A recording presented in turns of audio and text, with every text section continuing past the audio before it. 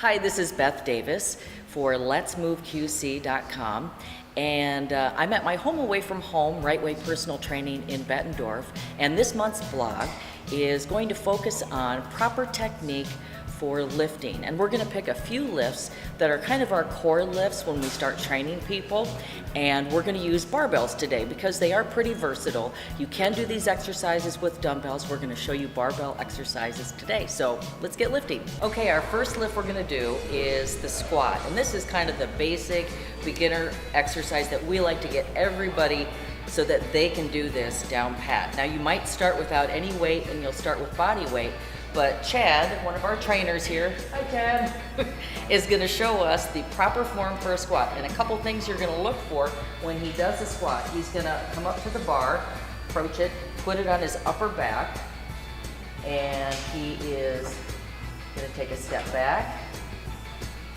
The first thing that's going to happen is you're going to see his hips hinge backwards. Notice that his knees are going right in front of his toes. Go ahead and squat. He's going to hang there all day. He's 90 degrees, and then he's going to come up. You might not necessarily do it that slowly. He's doing that for demonstration purposes, but go ahead and do a couple reps, Chad. Perfect form. Great. Now some things that you'll notice that you don't want to do, and that would be to have your knees move in or out as you're struggling to lift. You don't want to round your back. And you can kind of see if somebody bends over and their chest falls. You want to make sure that you squeeze those shoulder blades together in the back so your chest stays high when you're going down, so that you keep a nice alignment in your back, no rounding. And then you hear his knees pop. He's fine.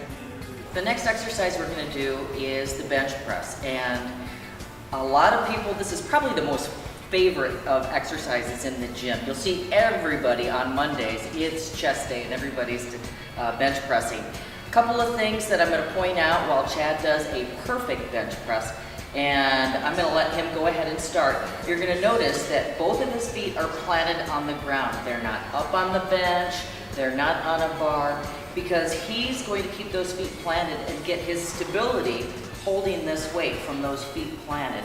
His hips are down, his shoulder blades are tucked under so that he is pushing through his arms and his chest. Okay, go ahead and lift the bar. And now watch his pace. He's going to go down, meet the middle of his chest, and go straight up. He's not bouncing off the bottom and trying to do too much weight. You want to make sure to just do what weight you can handle. And then if you're going to move up in weight, you're going to want to use smaller increments. He's not going to slap on another 45. He's going to go up about 5 or 10% each time he makes an increase. So use reasonable weight. So great form, Chad. The next exercise we're going to show good technique on is the overhead shoulder press. We're going to use a bar. Again, you can use dumbbells if you like. Chad's going to demonstrate good technique. Notice his feet. You can do different feet positioning. He likes to do a staggered stance for his stability. He is going to be using his core to keep himself stable while he presses the bar overhead. His hands are going to be just a little outside shoulder width, and he's going to press from his chin overhead, almost lock out, and then bring back down to the starting position. So go ahead and demonstrate a couple.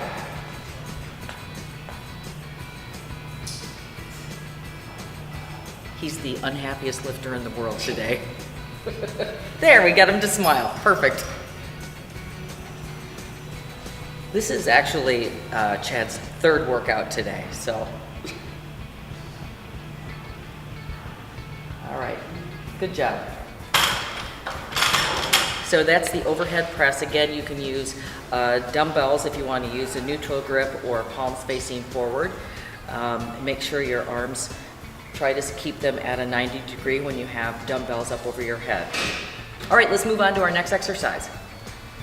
So the next lift is the deadlift, and by now, Chad is really burning the calories here. I'm just thankful I have to just jog. So he's going to show us how to address the bar. That's your first step. You're going to walk up to the bar, and you notice it's right over the top of his feet.